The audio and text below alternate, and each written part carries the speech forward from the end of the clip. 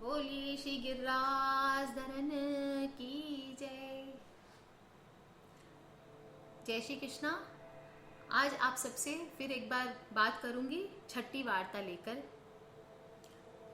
252 वैष्णव की वार्ता में से छठी वार्ता किनकी आती है? श्री गोसाई जी के वैष्णव कृष्ण भट्ट जी की वार्ता। तो चलिए शुरू करते हैं। 252 वैष्णव की वार्ता छठे वैष्णव की वार्ता है। बोलिए श्री गोवर्धन नाथाय नमः, श्री गोपीजन बल्लभाय नमः, श्री गुरु चरण कमलेभ्यो नमो नमः। बोलिए गिरिराज धरन कीजिए, जमने माता कीजिए। वार्ता इस प्रसंग ऐसा है, श्री गोसाई जी के एक वैष्णव भक्त थे कृष्ण भट्ट जी, उनकी वार्ता। श्री महाप्रभु जी के सेवक पद्मरावल सांचोरा ब्राह्मण के बेटे कृष्ण भट्ट जी थे। वे गोसाई जी के सेवक हुए। जब श्री गोसाई जी ने श्रीमद् भागवत सुबोधिनी टीका सहित कृष्ण भट्ट जी को पढ़ाई तो पुष्टि मार्गीय संपूर्ण सिद्धांत उन्हें हृदयगम हुआ।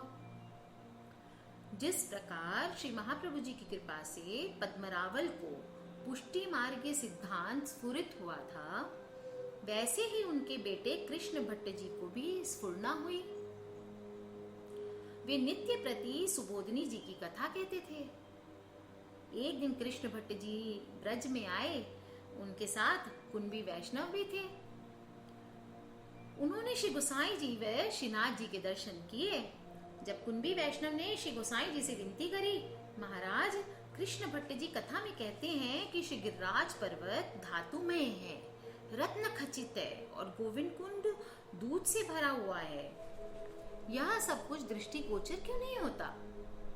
यह बात सुनकर श्री गोसाई जी ने विचार किया कि मेरे सेवक कृष्ण भट्ट की वाणी मिथ्या ना हो जाए। अतः श्री गोसाई जी ने कुंभी वैष्णव को दिव्य नेत्र दे दिए। उसके प्रभाव से उसे श्री गिरिराज जी व गोविंद कुंड के वैसे ही दर्शन हुए जैसे कृष्ण भट्ट जी ने अपनी कथा में वर्णन किए थे। वे कृष्ण भट्ट जी श्री गोसाई जी के ऐसे कृपा पात्र भक्त थे। बोलिए कृष्ण भट्ट जी की बल्लभाति। एक समय कृष्ण भट्ट जी श्रीनाथ जी के भीतरिया के रूप में नहाए और सेवा करने लगे। वे सेवा तो करें परंतु श्रीनाथ जी के चरण स्पर्श नहीं करें। एक दिन श्रीनाथ जी ने आज्ञा करी, कृष्ण भट्ट चरण स्पर्श करो। तो कृष्ण भट्ट जी ने बोला, मुझे लीला के दर्शन हो तो ही मैं कृष्ण चरण स्पर्श करूंगा आपके। श्रीनाथ जी ने कहा, तुम्हें लीला के दर्शन देहांतर में हो जाएंगे। यह सुनकर कृष्ण भट्ट जी भारी उदास हुए। श्री गोसाई जी से उन्होंने कहा, ये बात पूरी बताई। तब श्री गोसाई जी ने उनसे कहा, कृष्ण भट्ट उदास क्यों हो रहे हो? कृष्ण भट्ट ने कहा, श्रीनाथ जी ने मुझे चरण स्पर्श करने की आज्ञा की थी। मैंने लीला के दर्शन का अनुरोध किया तो उन्होंने मना कर दिया। श्री गोसाई जी ने कहा, श्रीनाथ जी तो बालक हैं, तुम इतने उदास क्यों होते हो? यह कहकर श्री गोसाई जी ने कृष्ण भट्ट का हाथ पकड़कर चरण स्पर्श कराए तो उन्हें लीला के भी दर्शन हो गए। कृष्ण भट्ट जी बहुत प्रसन्न हुए और उन्होंने यह निश्चय कर लिया कि श्रीनाथ जी तो श्री गोसाई जी के वश में ही हैं। एक दिन कृष्ण भट्ट जी ने उज्जैन में बसंत पंचमी का उत्सव किया। उस दिन बसंत पंचमी थी ही नहीं। श्रीनाथ जी खेल कर जब गिरिराज ऊपर पधारे तो गुलाल से सरोबार थे। रामदास भितरिया ने श्रीनाथ जी के दर्शन करके श्री गोसाई जी से पूछा, आज किसने गुलाल से खेल रचाया है? तो श्री गोसाई जी ने कहा, कृष्ण भट्ट ने वसंत पंचमी समझकर इन्हें गुलाल से खेल करा दिया। रामदास ने विनती करी, महाराज कृष्ण भट्ट जी तो भूल गए परंतु श्रीनाथ जी क्यों खेले? तो श्री गोसाई जी ने कहा, श्रीनाथ जी तो अपने भक्तों के वशीभूत है। भक्त जैसा मनोरथ करते हैं वैसा ही ये अंगीकार कर लेते हैं। सो वे कृष्ण भट्ट जी ऐसे कृपा पात्र भगवदीय थे। बोलिए श्री गिरिराज धरन की जमनी माता की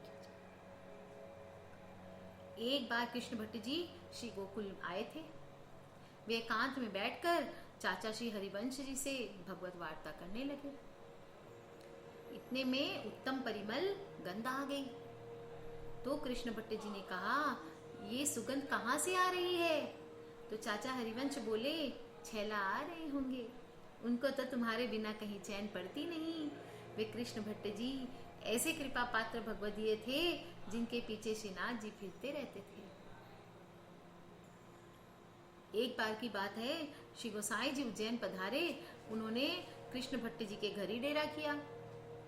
वहां के ब्राह्मणों ने आकर श्री गोसाई जी से कहा, तुम्हारे सेवक कृष्ण भट्ट जी वेदोक्त कर्म नहीं करते हैं, अष्ट प्रहर सेवा ही करते हैं सिर्फ। तो श्री गोसाई जी ने उनसे कहा, मत कर्मम कुर्वताम पुंसाम कर्म लोयो भवेद यदि तत्कर्मं ते प्रकुर्वन्ति त्रिंशत कोटयो महर्षय। और कहे, भोर भयो जानिए। यह सुनकर ब्राह्मण बोले, भोर भयो कैसे माना जाएगा? तब श्री गोसाई जी ने कहा, जब रात्रि का समय होता है तो दिन के पदार्थ सूझते नहीं है। जब तुम्हारे अंतःकरण में उजाला हो जाएगा और माया रूपी रात्रि मिटेगी तो सब कुछ देख पाओगे। गीता में भी यही कहा गया है, या निशा सर्वभूतानां तस्यां जागर्ति संयमी यस्यां जागर्ति भूतानि सा निशा पश्यतो मुनि। ऐसे ब्राह्मणों ने सुना तो उनका संदेह मिट गया। सो कृष्ण भट्ट जी ऐसे कृपा पात्र भगवदीय थे। कृष्ण भट्ट जी उज्जैन में रहते थे। दक्षिण और गुजरात के वैष्णव लोग उज्जैन होकर ही श्री गोकुल जी जाते थे। उनसे मिलकर सभी वैष्णव बड़े प्रसन्न होते थे। कृष्ण भट्ट जी भी वैष्णवों पर बहुत प्रीति रखते थे। जो वैष्णव उनके घर पे अपनी गठरी रखते, वे उनकी गठरी में चुपचाप दूध का प्रसाद बांध कर रख देते थे। वे जानते थे कि वैष्णवों को रास्ते में भूख लगेगी तो ये प्रसाद ग्रहण कर लेंगे, इनको श्रम भी नहीं होगा। ऐसी वात्सल्यता वे वैष्णवों पर रखते थे। तो एक बार श्री गोसाई जी ने श्री गोकुल से एक कासीद को भेजकर श्री कृष्ण भट्ट जी को उज्जैन से बुलाया। कृष्ण भट्ट जी जब उज्जैन से चले तो उनके सेव्य श्री ठाकुर जी उनको नित्य स्वप्न में कहते, कृष्ण भट्ट तुम्हारे बिना मुझसे रहा नहीं जाता है। तो कृष्ण भट्ट जी प्रतिदिन एक व्यक्ति को मार्ग से पत्र लिखकर भेजते थे। उस पत्र में घर वालों को लिखते थे, श्री ठाकुर जी प्रसन्न होवे वही करना। जब श्री कृष्ण भट्ट जी श्री गोकुल पहुंचे तो श्री गोसाई जी ने उनसे पूछा, तुमने श्री ठाकुर जी की आज्ञा क्यों नहीं मानी? तो कृष्ण भट्ट जी ने कहा, श्री ठाकुर जी तो आपके वश हैं और हम आपने ही हमें श्री ठाकुर जी दिखाए हैं, अतः राज की आज्ञा कैसे लोप करी जाए। यह बात सुनकर श्री गोसाई जी चुप हो गए। कृष्ण भट्ट जी को श्री गोसाई जी की आज्ञा का इतना भरोसा था। एक बार उज्जैन के सभी वैष्णवों ने एकत्रित होकर कृष्ण भट्ट जी से पूछा, श्री ठाकुर जी कैसे प्रसन्न हो बताओ। तो कृष्ण भट्ट जी ने कहा, श्री ठाकुर जी तो स्वामिनी जी की कृपा से प्रसन्न हुए हैं, इसलिए श्री स्वामिनी स्तोत्र में श्री ठाकुर जी की प्रसन्नता के लिए श्री गोसाई जी ने 12 प्रकार से प्रार्थना की है। 12 प्रकार के ही दास्य भाव वर्णन किए हैं। यह सुनकर वैष्णव बहुत प्रसन्न हुए। यह गीत गोविंद में श्री ठाकुर जी ने कहा है, अधर सुधारस मूप नय भामिनी जीवय मूत मीव दासम त्वयि विनिहत मनीषम विरहन लक दग्ध बपुषम विलासम।